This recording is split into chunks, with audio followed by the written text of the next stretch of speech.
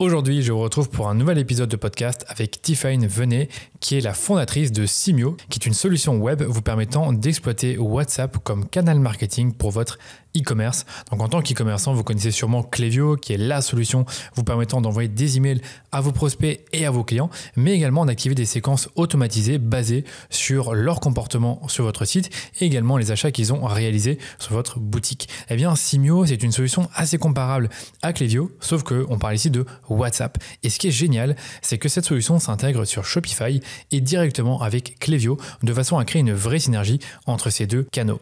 J'ai donc reçu Tiffany pour qu'elle puisse me parler plus en détail de WhatsApp comme levier marketing, et j'ai eu pas mal de questions à lui poser parce que finalement, c'est pas quelque chose que je connais très bien. Donc je lui ai demandé pourquoi les e-commerçants devraient passer par WhatsApp pour leur rétention en plus de l'email.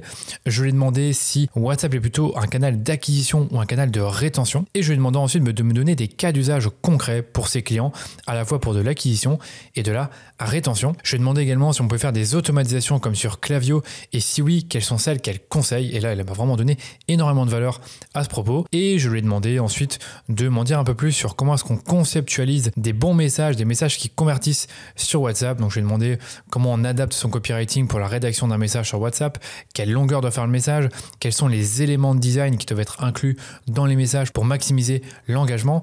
Est-ce qu'on doit rédiger un objet ou une intro, comment on peut le faire quand on envoie un email, et enfin quelles sont les bonnes pratiques qu'elle préconise en matière de rédaction pour le corps du message quand on envoie un message sur WhatsApp. Ensuite, je lui ai demandé comment est-ce qu'elle mesure ses efforts sur WhatsApp en termes de performance. Donc je lui ai demandé quels sont les indicateurs qu'elle regarde et quels sont les benchmarks qu'elle observe, que ce soit pour du taux d'ouverture, du taux de clic ou même du taux de désabonnement. Et enfin, je lui ai demandé comment fonctionne sa solution Simio, et Tiffany nous a tout expliqué et c'était vraiment ultra clair. Et voilà pour le programme de l'épisode. Malheureusement, celui-ci ne sera pas en version vidéo comme on le fait d'habitude, et j'en suis désolé. On a eu un petit problème technique à l'enregistrement et nous n'avons pas réussi à récupérer les enregistrements vidéo. Donc je suis vraiment désolé pour ça, et je vous souhaite quand même une bonne écoute sur le podcast. Salut Tiffany et bienvenue sur le rendez-vous marketing. Donc c'est la première fois que j'ai ce setup là, donc c'est un peu nouveau. T'es la toute première à faire ce podcast vidéo, parce qu'habituellement je fais en vidéo directement à distance. Donc là on le fait en présentiel dans un studio qui s'appelle Studiomatic. Ravi d'inaugurer ce nouveau format. Comme tu peux voir, il y a un gros setup derrière. Carrément. Et du coup je suis content d'avoir, parce que t'as créé une solution que je connaissais pas du tout avant, qui était... Je pense qu'il n'y a pas beaucoup de gens qui connaissent la solution que tu as créée, qui est une solution de marketing et de CRM sur WhatsApp pour, on va dire, aider les entreprises à utiliser WhatsApp comme canal marketing, sachant que ça fait quand même quelques années que Meta, ils ont acheté WhatsApp et ils l'ont acheté quelques milliards, si je ne dis pas de bêtises. Ouais. Et on se dit toujours, mais à quoi ça sert WhatsApp à part envoyer des messages? Ils ont aussi une messagerie d'entreprise, mais je connais peu d'entreprises finalement qui l'utilisent réellement pour leur e-commerce. Je connais des commerçants locaux ou des coachs qui vont avoir un WhatsApp business, pas forcément d'entreprises qui vont utiliser WhatsApp pour leur e-commerce, peut-être un peu pour du service client, mais pas pour le CRM et pas pour les relances. Ouais. Donc, toi, tu vas nous en parler en détail puisque c'est ce que tu as développé. Je te laisse peut-être te présenter. Ouais, carrément. Du coup, moi, c'est Tiffany. Je suis la cofondatrice de Simio et du coup CEO de Simio. Et c'est une entreprise qu'on a montée il y a 2 ans maintenant avec mon associé Thibaut, qui du coup lui est sur la partie tech et moi du coup plutôt sur la partie commerciale, marketing. Et effectivement, du coup, comme tu l'as dit, c'est une solution qui permet aux marques e-commerce et retail, et d'ailleurs pas que, d'activer WhatsApp comme nouveau canal de marketing et d'automation. Ok. Et pour rebondir sur ce que tu disais, effectivement, en fait, tu disais, ce qui est à juste titre, que en fait tu connais des commerçants locaux qui utilisent WhatsApp pour parler avec leurs clients, qui connaissent très bien. En fait, ça part de là, ça part clairement de là. Moi, ça part d'un voyage que j'avais fait en Asie où c'était vraiment les commerçants locaux qui moi m'écrivaient sur WhatsApp, et donc moi j'étais hyper fidèle à leur marque parce qu'en fait j'aimais bien qu'on me parle sur WhatsApp et je pouvais discuter avec eux. Et en fait, tout ça, ça part de là, ça part de la proximité que tu vas avoir avec tes clients et comment est-ce que tu peux avoir un contact hyper direct avec eux. Donc effectivement, ouais, c'est vraiment de là que ça vient. C'est là que ça vient, Ouais. Et c'est en train de s'étendre. Tu vois, nous, on a plus de 120 clients. On bosse avec Balzac, Balibaris, Rouge, M Skincare. Enfin, voilà, plein de... De belles marques qui font justement beaucoup de marketing, qui sont forts en CRM aussi. Donc, c'est que forcément, il y avait un besoin, qu'elles attendaient une solution comme la tienne. Donc, c'est super. Ouais, c'est clair. Bah, ça a vraiment beaucoup pris. Je dirais que ça a bien explosé ces derniers mois. Là, typiquement, pour le Q4, on a onboardé, tu vois, là, le mois dernier, rien que le mois dernier, on a onboardé plus de 30 clients juste sur le mois. Ouais, c'est incroyable, c'est bien. Donc, franchement, ça accélère. Et aussi, on est dans une année où c'était pas facile pour les marques e-commerce. Ouais. Donc, là, on arrive sur la fin d'année qui est assez cruciale pour eux. Ils veulent atteindre des objectifs, ce qui est totalement normal. Et en fait, avec WhatsApp, tu peux faire plus 20% de CA sur quelques mois, quoi. Ouais, ça, on va en parler aussi. Genre, qu'est-ce que vous observez chez vos clients quand ils commencent à utiliser WhatsApp? Est-ce qu'ils voient leur rétention augmenter? Est-ce qu'ils voient leur LTV augmenter? Enfin, il y a plein de choses à dire là-dessus, mais peut-être... Ce que j'aimerais bien introduire, c'est que donc on a parlé du fait que les commerçants locaux utilisent WhatsApp Business pour communiquer avec leurs clients. Ouais. Je t'ai parlé du fait aussi que tu as certaines entreprises qui te laissent communiquer avec elles sur WhatsApp. J'ai un ou deux clients qui, eux, je sais qu'on peut les contacter directement sur WhatsApp. Ouais. Par contre, moi, ce qui m'intéresse, c'est de savoir, est-ce que WhatsApp, donc comme canal marketing, comme vous le proposez avec Simio, c'est plutôt un canal d'acquisition ou de rétention?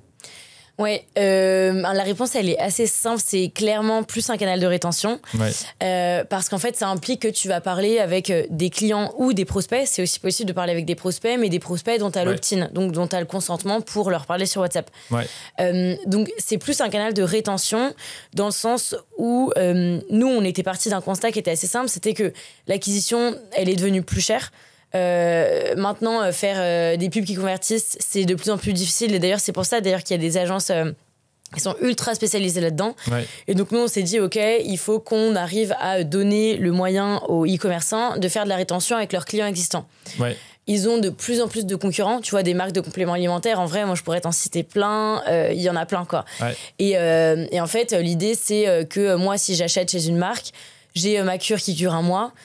La marque, elle n'a pas envie qu'au bout d'un mois, je parte aller recommencer mon étude de marché sur quel est le moins cher, quel est le plus performant, j'en sais rien. Là, à ce moment-là, il faut aller le récupérer à ce moment-là et se dire comment est-ce que j'arrive à le récupérer. Mes mails, ils sont de moins en moins ouverts. Tu as un taux d'ouverture qui est clairement en baisse.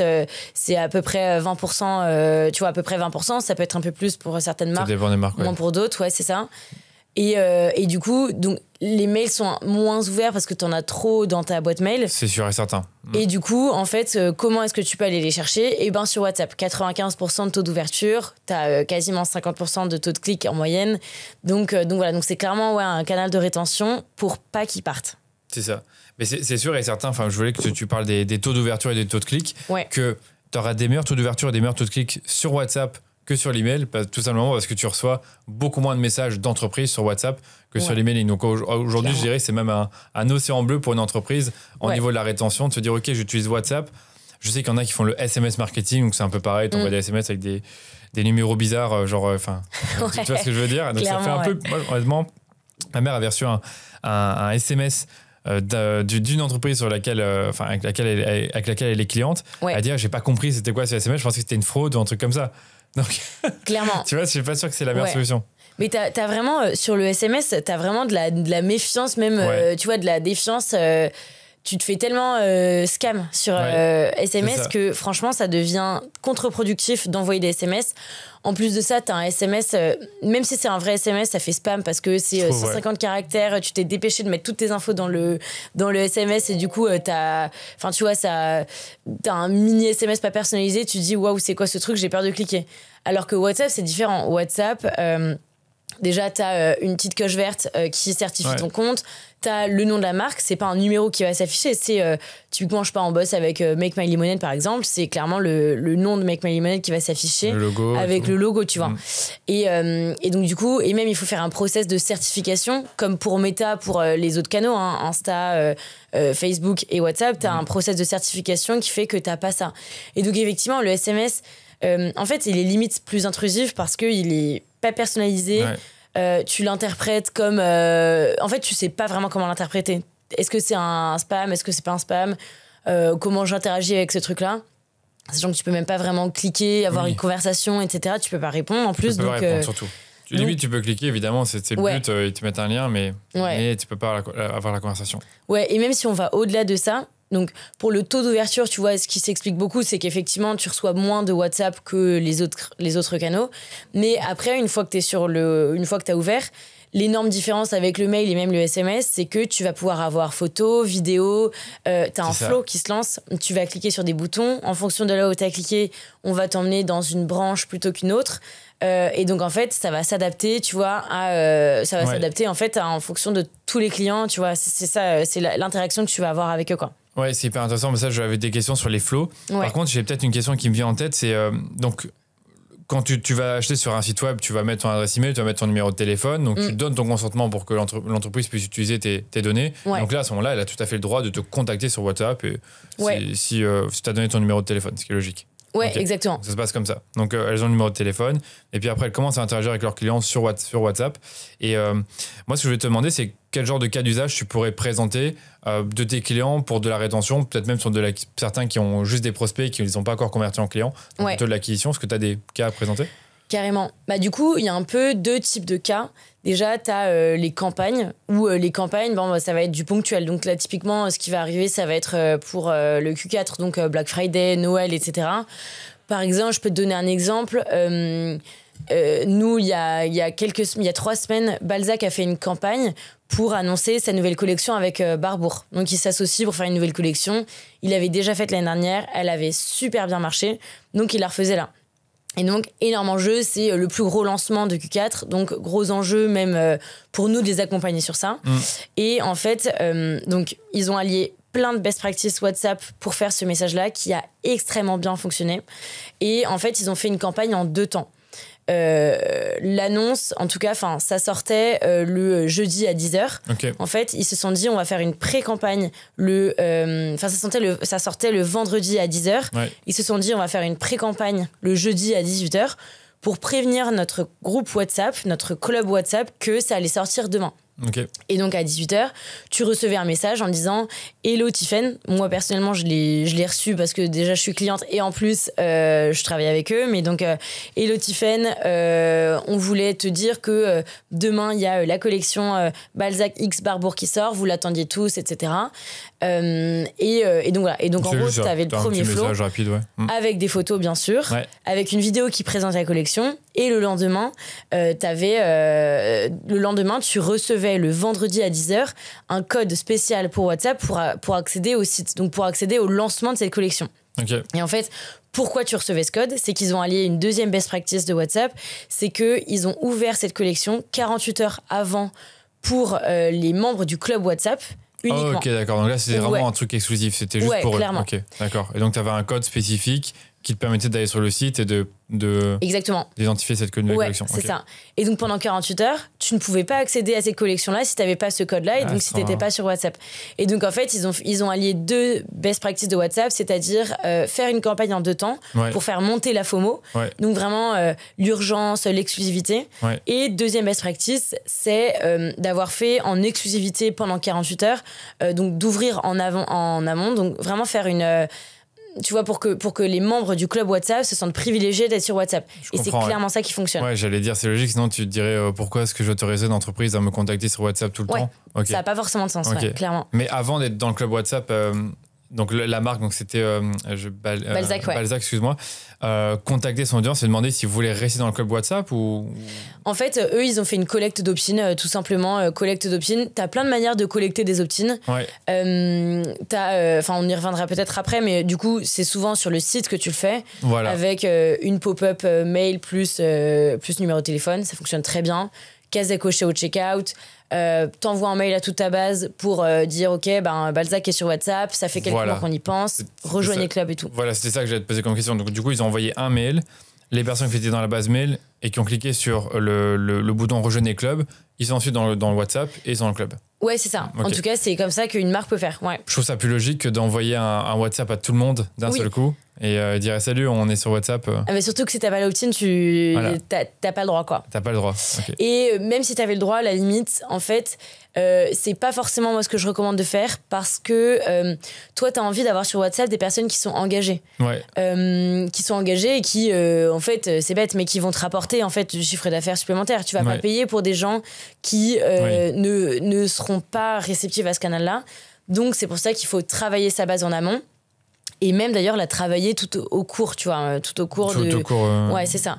Et donc tous les 3 mois, nous on fait un cleaning de base avec nos clients qui veulent bien. D'accord. Donc voilà. Donc vraiment c'est comme l'emailing quoi. Tu fais un opt-in, sauf que là tu le fais dans ta base mail puisque tu as déjà les emails, donc tu fais un opt-in pour être dans la base WhatsApp. Ouais, clairement. Et tu fais un cleaning de base plus régulièrement que du mail. Parce que le mail, en fait, comme le mail c'est un peu moins engageant, un peu moins interactif, en fait finalement moi je suis habituée à recevoir plein de mails de marques, etc. Je vais pas forcément me désabonner, je vais les laisser, en fait je reçois mais je vais pas ouvrir.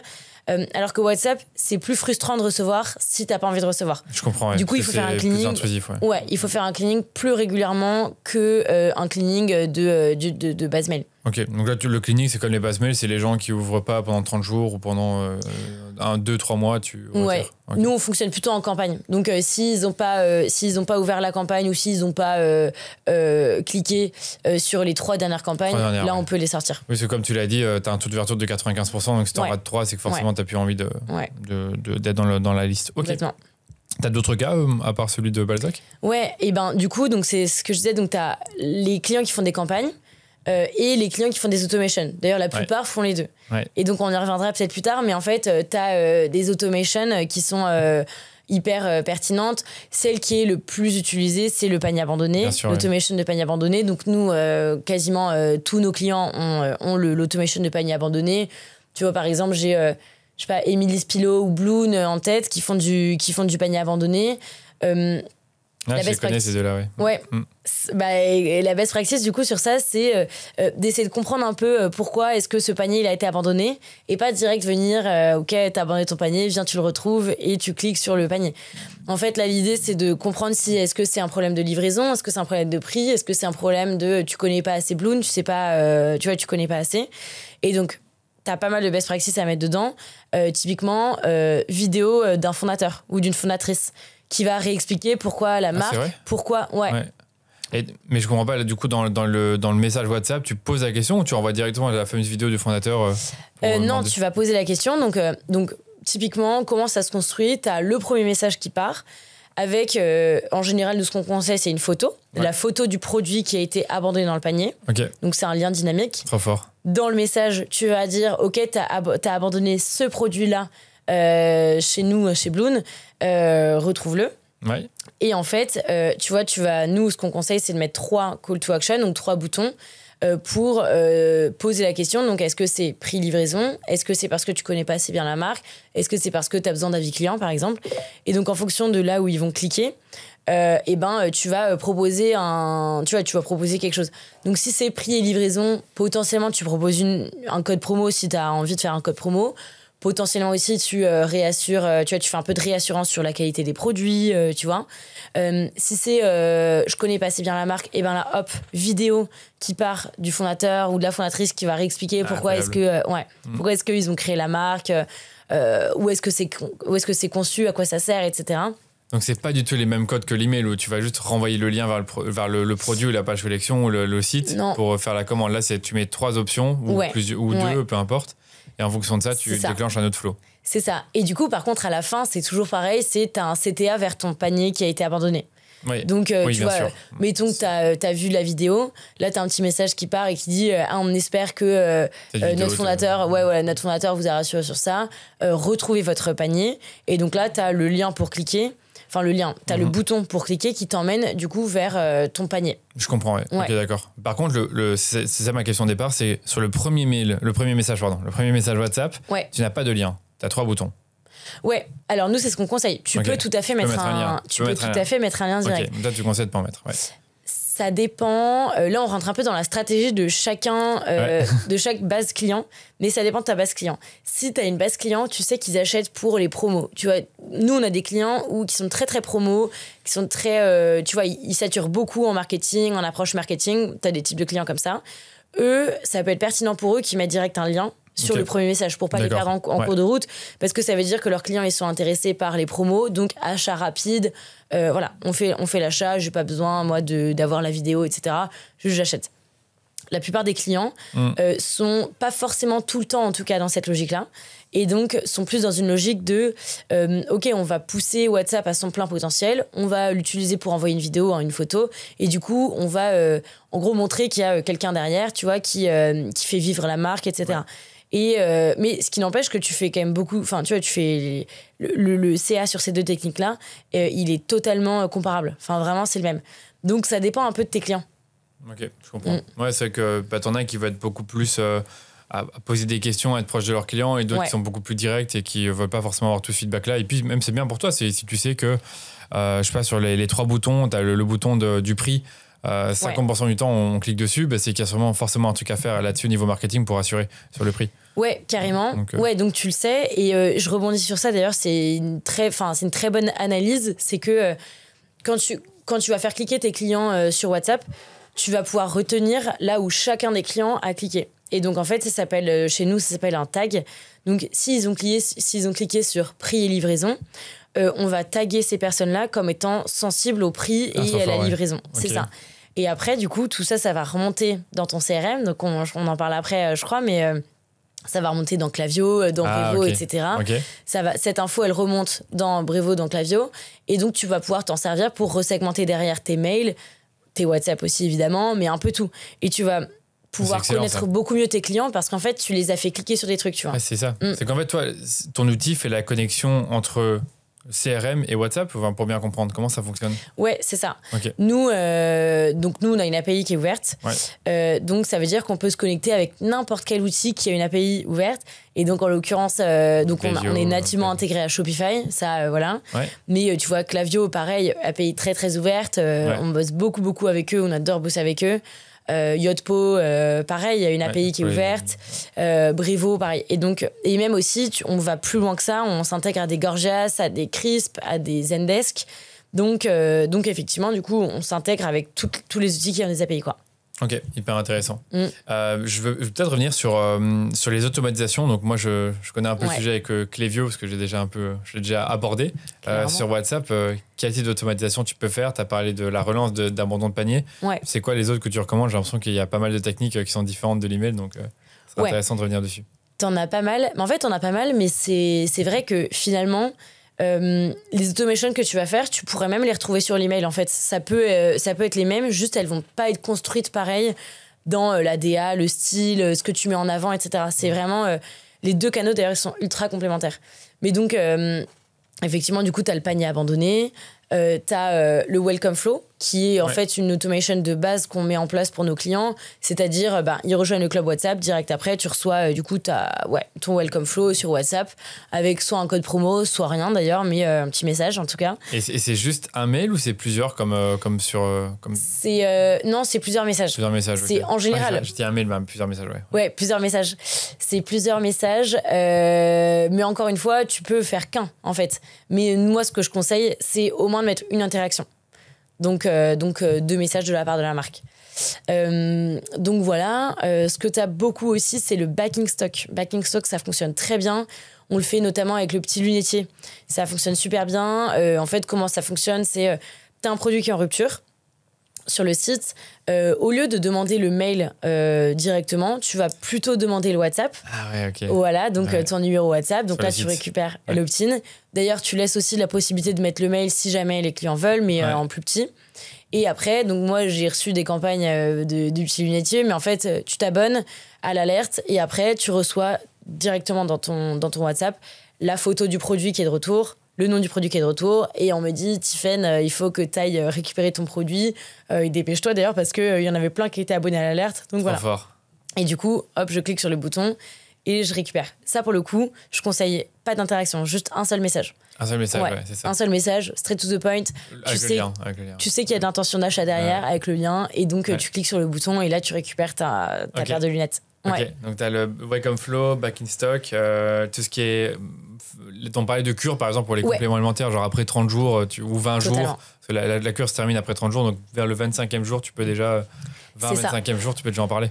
Totalement. Nous, on appelle ça flow de post-achat. Ça fonctionne trop bien. C'est un des flows qui fonctionne le mieux. Tu peux vraiment faire, tu peux faire un taux de conversion de 30% sur ce flow-là.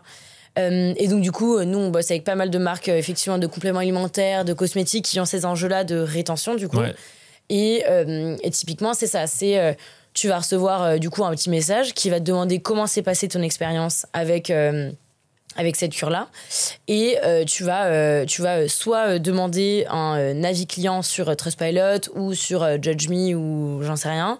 Et après, du coup, on va te pousser au réachat. Enfin, on va te proposer de racheter, du coup, une cure, soit la même, soit une autre, en fonction de tes préoccupations, etc. Et donc, effectivement, ça fonctionne très bien. Ouais, ça fonctionne extrêmement bien, ouais. Après, il y a aussi tout ce qui est cross-sell. Ça aussi, j'aime bien. Parce que ça, c'est un truc que tu as des clients qui l'ont déjà testé. Parce que je vois que tu as toujours plein de use cases à partager. Ouais. Des exemples où tu achètes telle cure et t'en mets en avant une autre qui est complémentaire à celle-ci. Ouais, totalement. Nous, ce qu'on fait certains de nos clients, par exemple SoShape, c'était que t'achetais chez eux, du coup, et après, en fait, on te proposait, du coup, un upsell, soit sur un autre produit, soit upsell pour prendre rendez-vous avec un diététicien qui est partenaire de SoShape, etc. Et ça fonctionnait aussi très bien. Mais du coup, effectivement, le cross-sell, c'est un truc qui marche très bien en post-achat, mais tu vois, post-achat à H+2 ou H+3, et pas forcément à mois plus, enfin, tu vois, ou à... H, c'est heure. Heure, ouais. Donc 2 heures après l'achat. C'est ça. Okay. Donc quelques heures après l'achat, on va te dire, OK, t'as acheté ça. D'ailleurs, t'as les frais de livraison offerts si tu prends ça, qui va d'ailleurs compléter cette cure. Et donc ça, c'est vraiment top. En fonction de ce que tu as acheté. Vous avez déjà mis en place ça pour des clients dans les compléments ou dans les cosmétiques? Ouais, clairement. On en a dans les compléments, dans les cosmétiques. Clairement, c'est le secteur qui fonctionne le mieux pour ce type d'action. Ouais. Après, tout ce qui est prêt-à-porter, textile, etc., c'est c'est moins le cas. Il y a d'autres campagnes aussi. Ok. Et après, en termes d'automation, tu as plein d'autres automations que tu peux vraiment mettre en run, donc demander de l'avis client. Ouais. Typiquement, ça c'est ce qu'on a mis ça c'est ce qu'on a mis en place en automation chez Almé. Ouais. Eux, en gros, ce qu'ils ont fait, c'est qu'ils ont voulu prouver l'efficacité de cette campagne-là. Donc pour le NPS, donc ils l'ont fait sous format campagne, en one shot au début, sur 3000 personnes. Sur une seule campagne, ils ont augmenté leur note Trustpilot de 3,7 à 3,9, ce qui est pour eux énorme. Ouais, quand même. Tu vois, ouais. D'ailleurs, Larry, le fondateur, a fait un post dessus. Enfin, tu vois, c'était un gros truc. Et du coup, après, ils nous ont dit, mais on veut le mettre en automatique, etc. Donc maintenant, c'est en automation. Donc, on attend de voir. Là, le prochain objectif, c'est de passer à 4,1. Mais en fait, on pourrait passer même à beaucoup plus que ça parce que tu l'automatises. Et donc voilà, t'as ça, t'as pas mal d'autres automations que tu peux faire. Pour, je sais pas, même du drive to store après que t'aies acheté. Oui. Enfin voilà. Je vois, ok, d'accord. Et celle-là, elle est pas mal non plus. Mais c'est vrai que celle des avis, j'avais jamais pensé. Sur les emails, j'ai déjà vu 2-3 fois. Après ton achat, après 30 jours, on te demande de laisser un avis. Ça, c'est vrai que ça reste commun, mais là. Sur le coup, c'est une bonne idée de le faire sur WhatsApp, je trouve que ça passe encore mieux. Surtout que tu leur vends rien, donc en fait, t'augmentes l'engagement. C'est un peu mécanique. Du coup, t'as ton taux d'ouverture qui reste le même pour le coup, donc 95%. Par contre, après, tu peux avoir vraiment un taux de clic bien, bien supérieur. Tu vois, tu peux avoir des taux de clic jusqu'à 70%. On l'a déjà vu chez des marques, tu vois, comme Balzac, Almé.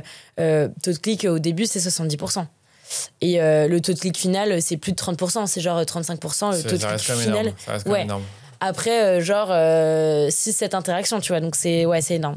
Et je me pose plein de questions. Donc, évidemment, quand une personne interagit, il faut que quelqu'un de service client réponde à la personne si elle pose des questions. Alors, alors soit elle interagit avec la campagne, donc elle clique sur les boutons, donc et après, tu restes dans la campagne. C'est ça. Donc tout ça, ça reste à la campagne. Soit une personne va poser une question, type, je sais pas, j'adore ce que vous faites. Est-ce que vous avez ce produit qui sera bientôt de retour? Voilà, par exemple. Ouais. Et donc, il y a plusieurs solutions pour nous. Soit on n'est pas intégré, soit ils n'ont pas d'outil de service client en place, donc ils vont utiliser Simio pour répondre. Donc, ils vont avoir toutes les infos Shopify à droite pour, enfin, tu vois, toutes les infos sur le client pour pouvoir répondre. Donc là, quelqu'un du service client va pouvoir répondre. Mais ce qu'on fait la plupart du temps, c'est qu'on va s'intégrer à Gorgias, Crisp, Zendesk, Freshdesk et tout ce que tu veux. Les outils de messagerie, de chat, pardon, de chat. Les outils de chat, de service client. Ouais. Et donc, nous, on va s'y intégrer. Et toutes les demandes clients vont remonter comme des tickets dans ces outils-là. Ouais, c'est ça. Et donc, eux, ils vont... Tu vois, les équipes du service client ne se connectent quasiment jamais sur Simio. Je comprends. Ouais. Parce qu'elles vont se connecter sur Gorgias, elles vont répondre du coup directement sur Gorgias et avec les fonctionnalités Gorgias, voilà. Et donc ça, effectivement, ça a été c'est un gros booster aussi d'avoir... Enfin, vraiment, tu vois, tu as tous les outils des e-commerçants et nous, vient vraiment faire ce lien entre tous ces outils-là. Donc, c'est pas un outil en plus pour le SAV, tu vois, il n'y a pas de... Pour l'adoption, c'est super facile. Bien sûr, nous, on parle avec les équipes marketing et CRM, mais en fait, les équipes SAV, elles n'ont même pas besoin, tu vois, d'être dans la boucle ou d'être convaincues. Parce que ça leur change rien. Ouais. Enfin, juste des tickets en plus. Juste des tickets en plus. Ouais. Et donc, on avait parlé de ça. Et comment les deux peuvent fonctionner ensemble? C'est une question que je n'avais pas forcément anticipée, mais comment tu peux faire fonctionner à la fois l'email et WhatsApp ensemble? Est-ce qu'il n'y a pas des doublons parfois? Genre, si tu envoies la même campagne sur WhatsApp et l'email, pour une personne, tu peux te dire, bon, elle a reçu 2 fois le même message. Comment vous faites à ce niveau-là? Très bonne question. Effectivement, en gros, la réponse, c'est l'intégration. Et donc, en gros, nous, on s'intègre totalement avec... je prends Klaviyo en exemple, mais ça peut être d'autres outils de CRM. Mais donc, typiquement, mettons que tu as tes flots de paniers abandonnés, tu vois, ton flot de mails de paniers abandonnés, genre tu as 3 à 5 mails de relance de panier sur Klaviyo. Nous, on va venir s'insérer dans ce flow-là et, sous certaines conditions, envoyer des WhatsApp. Et donc, en gros, on va se dire, OK, le premier mail, tu l'envoies à tout le monde, quoi qu'il arrive. Bien sûr, ouais. Par contre, s'il n'a pas mené un achat au bout de 3 heures, mettons, je vais envoyer un WhatsApp à tous ceux dont j'ai l'opt-in. Bien sûr, si j'ai pas, je continue sur le mail. Et après, je continue sur le mail. Ah, et donc, tu n'envoies jamais un message WhatsApp en même temps qu'un email. Et tu n'as qu'un seul flow pour faire email et WhatsApp. Voilà. Donc, en gros, finalement, tu dois penser ton CRM avec 2 canaux différents, mais qui fonctionnent ensemble avec un seul flow. Exactement. C'est pas 2 flows séparés. C'est ça. Ça s'imbrique totalement. Même si WhatsApp a ses propres flows, comme tu disais, en fonction de comment la personne va interagir. Ouais, mais c'est des flows de campagne. Donc, c'est au sein de ta conversation WhatsApp. Mais du coup, effectivement, ouais. Ok, je comprends. Et ça, tous ces flows-là, c'est la marque qui les met directement en place dans son Simio? Est-ce que vous avez ce rôle de conseiller ou pour les aider à faire ça? Alors, ouais, on peut. Nous, on a différentes offres. On a une offre où on les onboard, on leur explique comment mettre en place leur premier flow avec Customer Success Manager chez nous, donc Nicolas ou Coralie. Et après, ils sont autonomes. Soit on va vraiment s'occuper de toute leur stratégie, toujours du coup avec Nicolas ou Coralie, de s'occuper de toute leur stratégie, c'est-à-dire de leur proposer de manière hyper proactive, OK, vous devriez mettre ce flow-là en place, d'ailleurs, est-ce que je peux le mettre en place pour vous, etc. Il y a cette stratégie-là à adopter, etc. Il y a un autre format qui est qu'on bosse énormément avec des agences de CRM, des agences Klaviyo, des agences marketing qui ont l'habitude de faire ça pour l'email et avec qui on bosse du coup pour mettre en place WhatsApp aussi. Je comprends. Et donc nos clients qui ont déjà des agences, en fait, ça peut totalement passer par les agences. C'est les agences qui s'occupent de la mise en place du setup. C'est ça, sur Simio. Et ils connaissent super bien Simio. Donc nous, on les forme au quotidien, mais très vite, ils deviennent indépendants, tu vois. Ouais, mais ça semble être quand même, en tout cas, des codes différents. Enfin, c'est logique, des codes différents de l'email. Tu as parlé beaucoup du fait de pousser l'interaction, de laisser des boutons, de laisser la possibilité à la personne de donner une réponse à une question plutôt que de toujours balancer un email. Est-ce qu'il y a d'autres choses que tu pourrais dire qui sont différentes entre l'email et WhatsApp au niveau vraiment purement marketing et comment tu t'adresses à tes clients? Ouais. Au niveau du coup de l'email et WhatsApp, déjà, t'as la longueur du contenu. Oui, j'avais cette question-là aussi. Ouais. Donc, t'as le premier truc qui est la longueur du contenu où, du coup, un email, c'est rarement ton email est sur la page, tu dois quand même scroller pour... Voilà. Pour WhatsApp, c'est beaucoup plus court, mais aussi parce que c'est le canal qui veut ça. C'est que tu vas pas écrire un énorme pavé sur WhatsApp. WhatsApp, tu vois, ça va être... T'as le droit à max quasiment 1100 caractères, c'est 1065 caractères. C'est rien du tout en 1100. C'est un post indie, non? C'est un post indie, donc c'est Ouais. pas. Mais après. En un seul message. En un seul message, ouais. C'est ça, tu vois. Mais donc, d'ailleurs, tu vois, nous, nos clients, ils se sont jamais retrouvés dans la situation où ils ont trop de caractères pour le message, tu vois. Je comprends. Mais après, c'est vrai que 1100 caractères, il y a quand même beaucoup de choses que tu peux dire en moins de caractères. En général, nos clients, c'est plutôt 600 caractères. En moyenne, pour le premier message. Ce qui fait, on va dire, 8-9 lignes, un truc comme ça. Ouais, c'est ça. Okay. C'est ça. Ça correspond à genre 3 paragraphes de 1 à 2 phrases chacun. Je comprends. C'est ça. Ok. Donc voilà, t'as déjà ça, t'as la longueur qui change beaucoup. Deuxième chose qui change beaucoup, c'est le niveau d'interaction. Le mail, du coup, t'as un niveau d'interaction qui reste assez limité. Donc, t'as un call to action à la fin, ou tu vois, tu peux avoir plusieurs call to action d'ailleurs. Mais en fait, tu vas pas avoir d'interaction avec l'email en lui-même. Sur WhatsApp, tu as beaucoup d'interactions avec WhatsApp dans le sens où tu vas cliquer sur des boutons. Ouais. En fonction de là où tu as cliqué, on te propose un truc, on te propose autre chose, etc.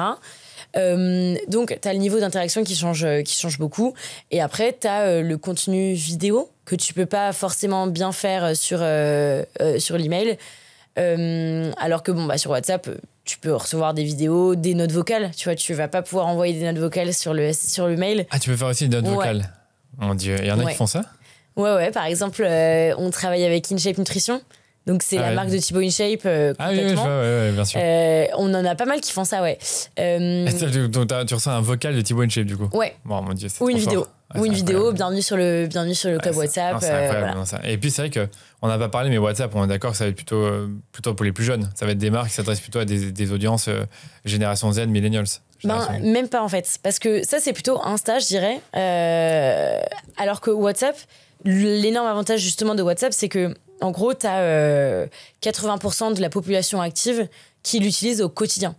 Et donc, en fait, tout le monde qui utilise. Il y a aussi des personnes plus âgées, mais j'ai l'impression que, comme tu le dis là, avec les notes vocales, les vidéos, qu'évidemment, les millennials et génération Z vont préférer. Notes vocales, totalement. Pour le coup, vidéo, ça peut marcher. Tu vois, on travaille avec des marques qui ont des cibles un peu plus âgées que ça. Tu vois, type Rodier, par exemple, qui est une marque de prêt-à-porter, mais plus, ça va être 50 et plus, tu vois. 50 ans et plus. Ça fonctionne très bien aussi. Et pourtant, il y a vidéo et photo. Donc, évidemment, il n'y a pas note vocale. Ce ne serait pas approprié. Mais ta vidéo et ta photo, il y a un peu moins d'interaction parce qu'effectivement, il faut un peu moins gamifier. Oui, voilà. Mais c'est ça qui est hyper intéressant aussi, c'est que... Dans moins le temps. C'est ça, tu vois. Tu comprends un peu comment fonctionne ton audience, c'est ça. Tu la segmentes bien et tu peux proposer des trucs différents à chacune de tes audiences en fonction des segments, en fonction de l'âge et tout, quoi. Ouais, je comprends. Mais c'est un bon point de dire que finalement, le niveau d'interaction... Peut-être qu'il sera plus important avec des personnes plus jeunes parce qu'elles ont besoin de ça, elles ont besoin de discuter avec les marques qu'elles préfèrent et elles ont l'habitude de cliquer sur des boutons alors que des personnes plus âgées, peut-être il faut aller plus droit au but parce que ça les intéresse un peu moins. Totalement. Donc voilà. Mais du coup, si je résume, tu as la longueur qui est moins élevée, donc du coup, tu as moins de travail en fait, de rédaction. Tu as le fait que tu as plus de médias, tu as le fait que tu as plus d'engagement. Moi, je dirais même plus de personnalisation parce que finalement, en fonction de ce à quoi tu réponds dans les boutons, sur quel bouton tu cliques, tu reçois un message un peu différent. J'ai adoré l'exemple de Bloom d'ailleurs. J'imagine bien Raphaël à la petite vidéo pour présenter Bloom. Et d'ailleurs, pour la personnalisation, carrément, et je te complète sur ça, c'est que sur WhatsApp, tu peux mettre autant de variables que tu veux. Donc, ça va être la variable sur le prénom, mais ça va être sur la variable sur le nom du produit dont on parle, combien de temps ça fait, qu'ils n'ont pas acheté. Tu vois, nous, on bosse aussi avec une marque qui s'appelle Ziggy, qui vend de la nourriture pour chat. Tu personnalises sur le nom du chat. Et en fait, et ça fait que tu as un message qui est ultra personnalisé. Tu te doutes bien que la personne l'a pas écrit pour toi, juste pour toi. Mais par contre, ça te touche de voir qu'on t'a appelé par ton prénom et que ils savent très bien que ton chat s'appelle comme ça, tu vois, parce que c'est la vérité. Ils savent vraiment que son chat s'appelle comme ça et qu'il mange ce type de croquettes-là. Et que, tu vois. C'est ça la personnalisation finalement. Ouais, c'est ça, exactement. C'est pas juste le prénom. Ouais, c'est ça. C'est ton comportement. Dans le cas du chat, c'est le nom de ton chat. Exactement. Donc, je sais plus ce que je voulais dire par rapport à la personnalisation, mais ça me reviendra peut-être. Mais en tout cas, il y a quand même pas mal de bénéfices à utiliser WhatsApp. Et non, j'avais vraiment un truc là-dessus, je sais plus c'était quoi. Ça m'ennuie quand je perds mes idées. Sur la personnalisation ? Je pense, ouais. Je sais plus ce que je voulais dire. Mais ça me reviendra. Message de fondateur ou autre, non ? Ça, c'était... Non, ça, je trouvais ça vraiment intéressant. Oui, je l'ai presque. C'était... Écoute, c'est pas grave, ça me reviendra. Mais en tout cas, c'est hyper intéressant. Et du coup, moi, j'avais d'autres questions sur tout ce qui va... La conception, finalement, du message. J'allais dire de l'email, mais du message sur WhatsApp. Ouais. Donc, tu as parlé du fait que c'est une longueur plus courte. Comment tu rédiges ton message sur WhatsApp? C'est quoi les bonnes pratiques? Est-ce qu'il faut aller droit au but? Est-ce que tu as des conseils là-dessus, à ce niveau-là? Donc, encore une fois, ça dépend de ton audience. Donc, tu vas pas le rédiger pareil. Tu vois, chacune des marques avec qui on bosse rédige de manière différente en fonction de l'audience. Donc, du coup, ça, c'est le premier truc. Et après, du coup, si on parle du coup du premier message, qui d'ailleurs s'appelle un template chez WhatsApp, du coup, si tu parles du premier message, nous, en bonne pratique, ce qu'on conseille de faire, c'est donc faire un message assez court, donc à peu près 600 caractères. 3 paragraphes, ça aéré. Tu peux sauter des lignes, voilà. Ouais. Et ce que je conseille de faire, c'est un premier titre en gras. Donc, tu peux mettre du gras, d'ailleurs. Et tu as un titre comme si c'était ton objet d'email, on va dire. Ouais, exactement. Okay. Donc ça, tu peux le faire quand tu es une marque, par exemple, Rouge, Balzac, elles font ça. Donc, tu vois, avec un titre en gras. Quand c'est une marque où les fondateurs sont personnifiés, par exemple, t'es pas forcément obligé de mettre un titre. Tu peux direct mettre... Hello Tiffaine, c'est la fondatrice de M Skincare qui te parle. Voilà. Et donc ça, voilà. Donc ça, encore une fois, ça dépend. Mais donc, typiquement, tu peux mettre un titre en gras. Tu peux d'ailleurs même mettre le titre en italique, si tu veux. Et après, du coup, t'as tes 3 petits paragraphes. Il faut aller assez droit au but. Mais moi, ce que je recommande beaucoup, c'est que si t'as une offre ou une surprise à leur proposer, tu vas teaser dans le premier message sur la surprise en disant... on a une surprise pour toi, est-ce que tu veux en savoir plus, est-ce que tu veux la découvrir? Tu vas cliquer sur découvrir ma surprise, là tu cliques et là t'as ok, trop bien, 10% ou 15% ou je sais pas, nouvelle collection exclusive, collaboration avec cette marque-là, enfin tu vois. Et donc de bien teaser dans ce premier message-là, la plupart du temps c'est ce que je conseille de faire. Quand t'as une offre, quand t'as une nouvelle offre, quand t'as quelque chose à leur proposer, effectivement. Ok, d'accord, là c'est vraiment typiquement une campagne. Ouais, ça c'est une campagne. Ouais. Ça c'est une campagne. Donc voilà, et après tu mets du coup soit tu mets tes boutons pour les emmener dans des flows différents, soit tu mets directement un call to action vers le site. Ce que je déconseille beaucoup, c'est de faire 2 call to action différents. Donc typiquement aller sur le site et découvrir la collection en images par exemple, parce que là en fait tu vas perdre des gens. Ouais, toujours. Faut faire un choix. Quand il faut faire un choix, on perd des gens. Exactement, tu vois. Okay. Soit tu restes sur WhatsApp et du coup, tu te dis, je mets mon call to action un tout petit peu plus tard. Un peu plus tard. Soit tu te dis, en vrai, le call to action, il est maintenant. Va sur le site. Donc, là, dans ce cas-là, ça me paraît logique de faire un call to action directement. Ouais. En fonction avec la surprise. Parce que tu as fait un premier call to action, dire est-ce que tu veux la découvrir? Oui, non.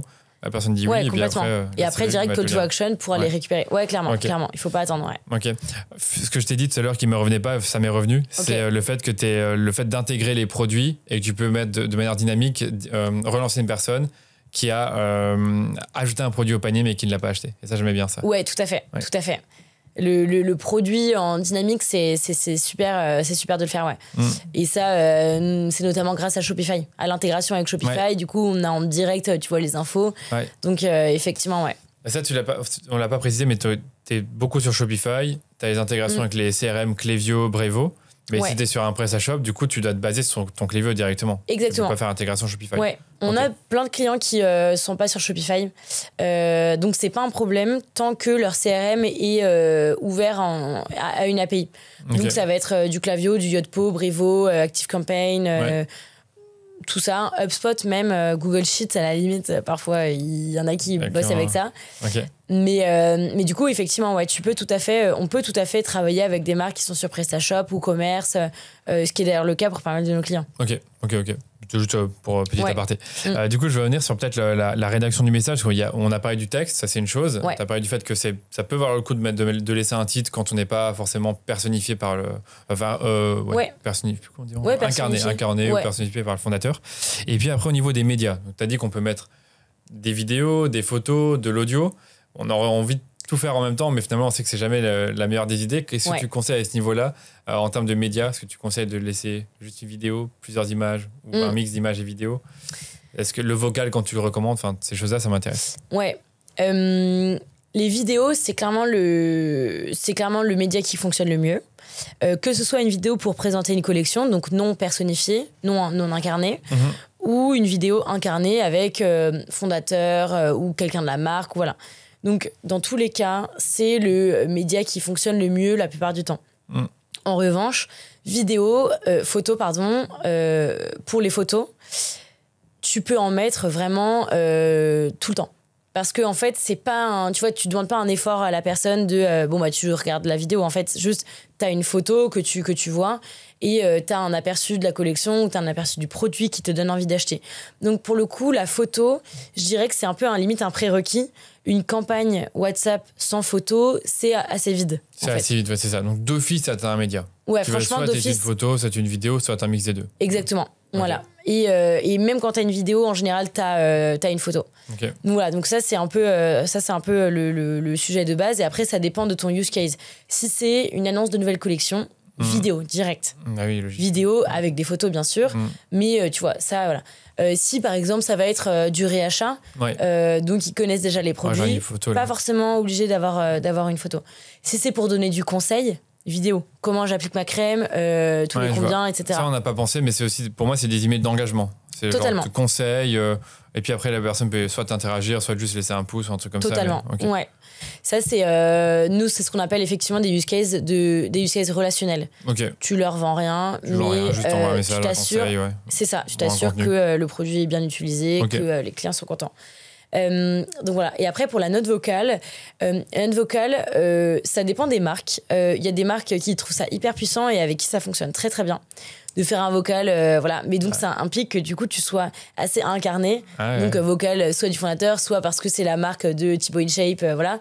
Mais donc voilà, donc le vocal c'est peut-être un petit peu plus compliqué à gérer dans le sens où il faut forcément que tu sois une marque incarnée par quelqu'un ou par quelqu'un de la boîte, etc.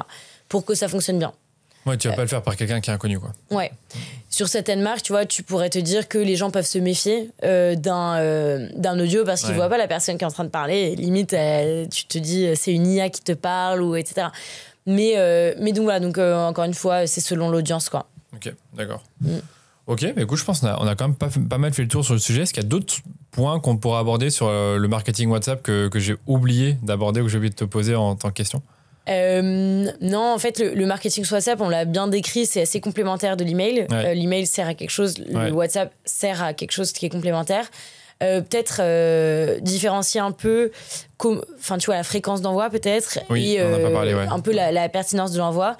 Sur WhatsApp, en fait, ce qui fonctionne très bien, ça va pas du tout être de sursolliciter la base. Justement, d'ailleurs, il faut surtout pas faire ça. Un message WhatsApp, c'est 1 à 2 fois par mois, 1 à 3 fois par mois à la limite. D'accord, c'est pas énorme. Moi, j'aurais dit 1 ou 2 fois par semaine. Donc là, c'est très bonne. C'est bien que tu l'aies fait remarquer. C'est qu'il faut avoir une fréquence pas non plus trop forte. Sinon, tu vas saouler les gens. Ouais. En fait, si tu te dis, dans tous les cas, si tu pars du principe que tu vas venir avec du WhatsApp en complément de l'email, donc tu vas dire, OK, mes emails, franchement, ça va pas mener un achat, etc., que tu viens avec du WhatsApp, il faut surtout pas que tu fasses comme l'email. Parce que du coup, tu viens déjà compléter un truc qui fonctionne pas assez. Exactement. Donc du coup, toi, tu viens avec ton WhatsApp 1 à 3 fois par mois. Un message super catchy avec une photo, une vidéo ou autre. Et c'est là où tu vas avoir un impact. Et du coup, il faut privilégier beaucoup plus la pertinence que la fréquence. Je vois ce que tu veux dire. C'est pertinent parce que si tu le fais trop souvent, après ils sont habitués. C'est ça. Ton taux d'ouverture baisse, ton taux d'engagement baisse. Limite, tu vois, tu crées de la frustration. Et d'ailleurs, tu le vois directement dans les chiffres, dans les KPI. Pour peut-être faire une transition avec le sujet après, mais tu le vois dans les chiffres où si tu vois ton taux d'ouverture baisser progressivement, tu peux d'ailleurs même le voir chuter si tu fais beaucoup trop de campagnes, c'est là où tu peux te poser une question. L'avantage de WhatsApp, c'est que tu peux t'en rendre compte très très vite parce que les taux d'ouverture, c'est en 48 heures. Donc c'est super rapide, tu peux t'en rendre compte très très vite et après réadapter la fréquence, tu vois. Ok, je comprends. En tout cas, ce que je retiens, c'est que WhatsApp, parce que je n'avais pas pensé à ça au départ, c'est que c'est hyper complémentaire à l'email. Ouais, totalement. J'ai peut-être une dernière question avant de passer à la question justement sur la partie KPIs. C'est donc comme tu sais sur Meta, tu peux faire des campagnes, tu peux rediriger vers un lien, vers une conversation Messenger, je pense. Ouais. Et je sais qu'on peut aussi rediriger vers WhatsApp. Est-ce que tu as des marques qui font ça, qui font des campagnes sur Facebook, Instagram, qui redirigent vers WhatsApp et qui après du coup créent un opt-in et la personne rentre dans le club? On en a assez peu. Finalement, c'est plutôt nos clients grands comptes. Donc, tu vois, Air France, par exemple, qui vont faire ça et qui vont typiquement utiliser une campagne méta pour collecter de l'opt-in. Voilà.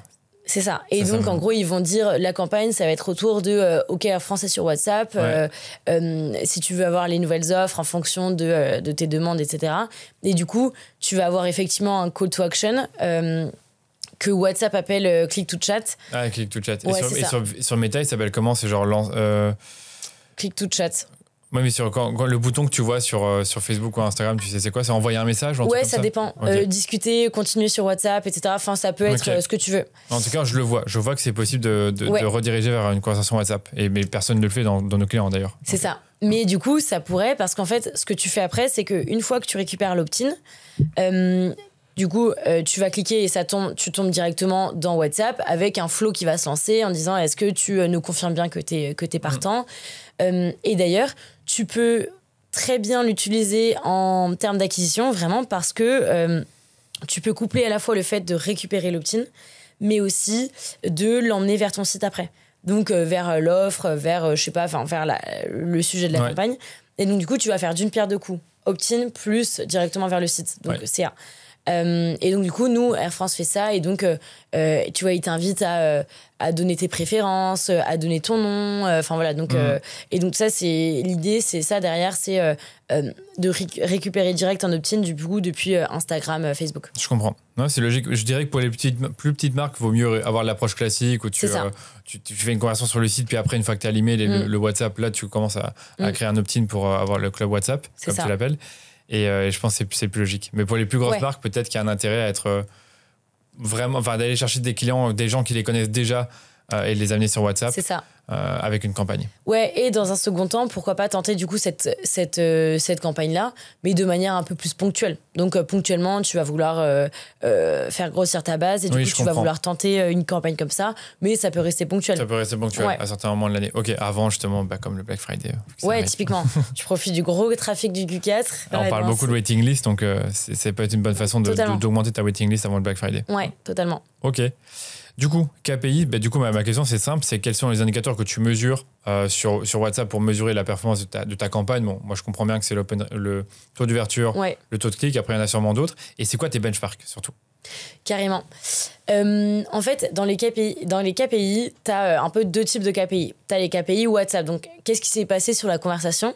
Et après, tu as les KPI de conversion. Donc, qui a acheté, combien de taux de conversion j'ai fait, etc. Aussi, c'est vrai. Et du coup, tu as ces deux-là. Donc, pour les KPI WhatsApp, effectivement, tu l'as dit, c'est taux d'ouverture, taux de clic, qui vont vraiment être les KPI centraux que tu vas regarder. Tu vas pouvoir aussi regarder le taux de delivery, donc combien de personnes n'ont pas WhatsApp, typiquement. Hein, c'est aussi simple que ça. De toute façon, il n'y a pas de spam sur WhatsApp, donc tu peux pas tomber en spam. Tu peux juste te dire que tu as des clients qui n'ont pas WhatsApp. C'est très rare, mais voilà. Donc, tu as ces 3 KPI-là. Et après, les KPI que regardent en vrai beaucoup nos clients, ça va être le nombre de ventes, le turnover, donc le volume de ventes générées et le chiffre d'affaires généré par rapport à la campagne. Et ce qu'ils regardent beaucoup, nous, c'est ce qu'on a appelé l'ARPC chez nous, c'est Average Revenue Per Conversation. Et en gros, c'est sur cette campagne-là, combien m'a rapporté chacune des personnes que j'ai targetées. Et donc, ça va être mon revenu par personne targetée sur la campagne. Donc, en gros, si tu as fait 1 000 € et que tu as envoyé 100 messages, enfin 100 messages WhatsApp, tu as un average revenu par conversation de 10. Ouais, exactement. 0, c'est ça. C'est exactement ça. Et donc, du coup, c'est ce que regardent beaucoup nos clients parce qu'en fait, tu vois, ils savent à peu près combien leur coûte la campagne. En fait, ils savent combien leur coûte la conversation. Donc, c'est à peu près 12 centimes. 12 centimes. Oh, d'accord, je comprends. Ok. On en parlera après du modèle, évidemment. Mais du coup, en fait, ils vont comparer entre ce qu'ils ont payé par personne et ce que ça leur a rapporté par personne. C'est totalement logique. Tu calcules un ROI comme sur Facebook. Ouais, classique. Exactement. Et donc, du coup, tu as ça. Et donc, nous, comment est-ce qu'on a ces infos? C'est qu'on est totalement connecté à Shopify. et que ou alors avec tracking UTM, hein, totalement possible de faire ça sur UTM, Google. Shopify, tu finis par il y a un CA qui en découle sur ta plateforme, on y reviendra. OK. Clairement. Mais donc effectivement, tu as ça. Et donc, après, tu peux avoir la liste de toutes tes ventes qui ont été passées sur Shopify. Tu peux cliquer dans le détail pour voir, etc. Donc voilà. Ils regardent aussi beaucoup le taux de conversion. Ouais, logique. Taux de conversion. Et donc, pour les benchmarks, KPI WhatsApp, c'est 95% de taux d'ouverture en moyenne. Taux de clic, c'est entre 30 à 50%. Ça peut être plus, comme je te disais, sur certaines marques, à 70% au début, quand c'est vraiment très engagé et très engageant. Voilà. Pour les KPI de data vraiment de vente, ça dépend du coup, automation, campagne, c'est assez différent entre les deux. Ouais, automation, c'est plus élevé et ça dépend aussi du panier moyen. Mais tu vas faire entre 15 à 25 euros par envoi. Ça va te rapporter entre 15 à 25 euros par envoi. Okay. Pour les campagnes, c'est plutôt autour de 3 à 10 euros. Mais tu vois, ça peut être à plus de 40 euros. Tu vois, typiquement, dernière campagne de Balzac, c'était plus de 40 euros par personne contactée. C'est énorme, parce que c'est la nouvelle collection dont tu as parlé. Ouais, c'est ça. Okay, exactement. Et donc, du coup, tu peux aller à plus que ça, voilà. Et en termes de taux de conversion, nous, on le regarde beaucoup sur le panier abandonné, parce qu'en fait, ils comparent beaucoup, nos clients, ils comparent beaucoup au taux de conversion sur le mail, etc. Okay. Taux de conversion sur le panier abandonné, c'est 20% en moyenne. Ok, d'accord. Ok. Ça, j'arrive pas à situer si c'est bien ou c'est pas bien, je t'avoue. Par rapport au mail, c'est 2,5 fois plus à peu près. Ok, donc mail, ça va être 7%. Ouais, à peu près. Ok. Ouais. Ok. Bah, écoute, c'est hyper clair. Franchement, j'ai pas d'autres questions sur les indicateurs. Je réfléchis. Peut-être le taux des inscriptions. Est-ce que vous avez quelque chose comme ça sur WhatsApp ? À combien il est ? Est-ce qu'on doit être attentif à ça à chaque campagne ? Ouais, au début, ça peut être 5% en moyenne. Ah ouais, c'est quand même élevé au début. Ouais, 5% au début parce que tu mets... nous, ce qu'on conseille à nos clients, c'est vraiment de mettre un bouton stop, désabonner, etc., que ce soit très clair pour eux de se désabonner. Donc, ça peut être 5% et après, ça chute. Donc, ça va être plutôt tourné autour de 2-3% en moyenne.